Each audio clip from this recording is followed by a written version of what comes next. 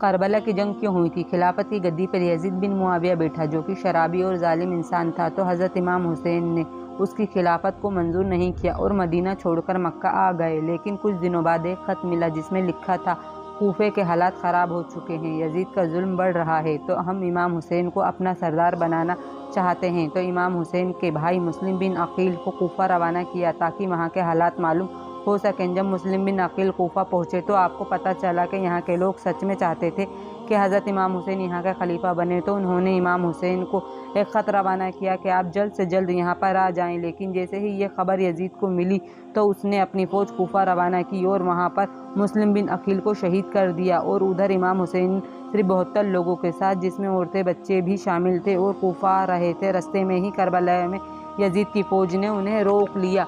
इमाम हुसैन जंग के इरादे से नहीं आए थे, इसीलिए आपके साथ सिर्फ 72 लोग थे, जिसमें औरतें और बच्चे भी शामिल थे। आपको कूफे से पहले ही मैदान करबला में यजीद की फ़ौज ने घेर लिया था और 7 मुहर्रम के दिन दरियाए खुरात का पानी भी आपके लिए बंद कर दिया गया। मैदान करबला में तपती हुई रेत पर बिना पानी के 72 लोगों ने दुश्मनों का सामना किया। फिर भी इमाम हुसैन के एक एक साथी ने दुश्मनों के सैकड़ों लोगों को मार गिराया और तलवार चलाते हुए शहीद हो गए। हज़रत अब्बास से बच्चों की प्यास को नहीं देख सके और दुश्मनों की फ़ौज को चीरते हुए दरियाए खुरात तक पहुँचे और पानी की मस्किज़ा भर लिया। लेकिन दुश्मनों ने पीछे से तीरों से हमला किया और आपको शहीद कर दिया।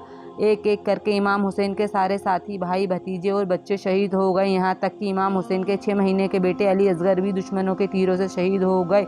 अब मैदान करबला में उतरे हैं अल्लाह के शेर इमाम अली के बेटे इमाम हुसैन। अब मैदान में उतर चुके थे इमाम हुसैन। कई दिनों से करबला की तपती हुई रेत पर भूखे प्यासे थे, फिर भी मैदान करबला में ऐसा जलवा दिखाया है कि यजीदियों की फ़ौज गीदड़ों की तरह भागने लगी, क्योंकि सबको पता था कि ये मौला अली के बेटे हैं। जब उमर इब्न साद ने देखा कि ये इमाम हुसैन हैं तो उसने अपने सारे सिपाहियों को एक साथ भेजा, लेकिन वो सारे गीदड़ मिलकर भी इमाम हुसैन का सामना नहीं कर सके और वहाँ से भाग गए। इतने में ही असर की नमाज का वक्त हुआ और कुर्बान जाऊं इमाम हुसैन के नाम पर कि आपने जंग के मैदान में भी नमाज को छोड़ा नहीं। लेकिन यजीदियों को इसी लम्हे का इंतज़ार था और दुश्मनों ने इमाम हुसैन की गर्दन को जिस्म से जुदा करके आपको सजदे में के हाल में ही शहीद कर दिया। यजीद सोचने लगे कि हम जंग फतेह कर ली है। अरे काहे की फतेह, झंडा तो आज भी करबला में इमाम हुसैन के नाम का ही लहराता है।